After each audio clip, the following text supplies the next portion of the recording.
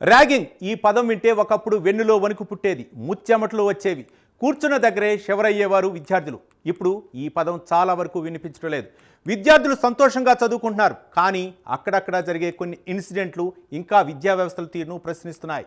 జూనియర్లు వేధింపులకు గురవుతుంటే యాజమాన్యం ఏం చేస్తుందనే ప్రశ్నకు సమాధానం దొరకటం లేదు. ఇంతకీ ఏం జరిగిందంటే అది డెహ్రాడూన్లోని గవర్నమెంట్ డోప్ మెడికల్ కాలేజ్. రీసెంట్గా ఇక్కడ ర్యాగింగ్కు గురయ్యాడు ఓ విద్యార్థి, అది కూడా వైద్య కళాశాలలో. వైద్య కళాశాలల్లో ఇలా ర్యాగింగ్ జరగడం అంటే విద్యార్థుల భద్రత గురించి ఆలోచించాల్సిందే. మొదటి సంవత్సరం ఎంబీబీఎస్ చదువుతున్న ఓ విద్యార్థిని బెల్టుతో కొట్టి చితకబాదారు సీనియర్లు. అంటే ఈ ఘటన ఆ కాలేజ్ క్రమశిక్షణను, విద్యార్థుల మెంటాలిటీని ప్రశ్నిస్తున్నాయి. యువకులు వైద్యులు కావాలనే కలలతో వచ్చే సంస్థ భయం, హింస, ర్యాగింగ్ వాతావరణాన్ని కలిగిస్తే ఇతరులు చదువుకోవడం అంటే భయపడరా?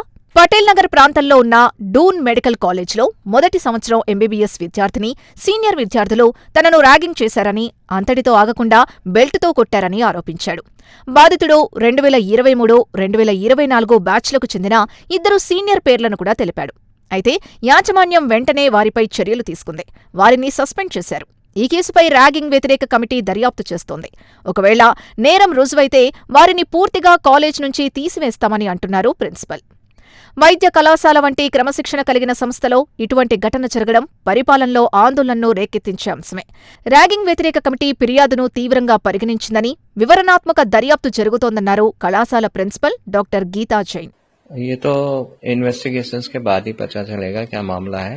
जहाँ तक मेरी प्राचार्य से और अखबारों के माध्यम से हुई कि ये रैगिंग का मामला है, पिटाई का मामला है, जो इस स्तर तक नहीं होना चाहिए। इस स्तर तक क्या बिल्कुल नहीं होनी चाहिए रैगिंग। सर, इसमें क्या कुछ जांच चल रही है आपकी? हाँ, इसमें जांच चली है, जैसा कि मेरे दूरभाष द्वारा पता चला है। जांच लगभग कंप्लीट होने वाली है। तर्क संगत और न्याय संगत जो कड़ी से कड़ी सजा होगी उसमें दिया जाएगा। सर, कमेटी इसके लिए गठित की गई थी, उनकी तरफ से रिपोर्ट आपको पेश होनी है? हाँ, अभी आज शाम तक मेरे पास रिपोर्ट आ जाएगी। सर, जो भी रिपोर्ट सामने आएगी तो सर किस तरीके से जो और छात्र हैं उन्हें आश्वासन दिया जाएगा कि आगे इस तरीके की घटना भविष्य में ना हो? आश्वासन तो हमेशा बच्चों के साथ रहता है। एक हर कॉलेज की एक एंटी रैगिंग कमेटी होती है, जो अस्पताल से लेके हॉस्टल से लेके कॉलेज तक जगह जगह फैकल्टी के नंबर चस्पा होते हैं। अगर किसी को भी कोई परेशानी होती है तो उस पर बात कर सकता है। ये आज ही नहीं, ये बहुत सालों से चला आ रहा है। जो एनएमसी और यूजीसी की गाइडलाइन है उसको फॉलो किया जाता है, और सभी जो अधिकारियों के नंबर डिस्प्ले होते हैं या डॉक्टर्स के नंबर डिस्प्ले होते हैं, कभी भी किसी को कोई बात होती है तो उन नंबरों को फोन कर सकता है। అయితే కళాశాల పరిపాలన ర్యాగింగ్ పట్ల జీరో టాలరెన్స్ విధానాన్ని పాటిస్తోంది. ఒకవేళ ఆరోపణలు రుజువైతే నిందితుల్ని సస్పెండ్ చేస్తారు, వారి మీద కఠిన చర్యలు తీసుకుంటారు. ఇక్కడి వరకు బాగానే ఉంది. కానీ ఇక్కడ మరో ఆలోచించాల్సిన విషయం ఏంటంటే జీరో టాలరెన్స్. ఆల్రెడీ ఈ విధానం ఉంటే అలాంటి కేసులు ఎందుకు వెలుగులోకొస్తున్నాయి? వారికి అవకాశం ఎందుకిస్తారు?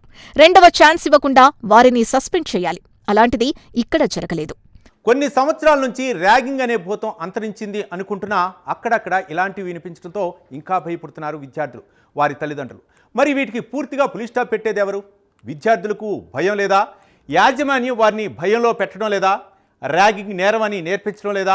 మనుషులకు బతికించే నైపుణ్యం నేర్చుకునే వైద్య కళాశాలలో ఇలాంటివి జరగటం ఎంతవరకు correct? Be alert, be thankful to society.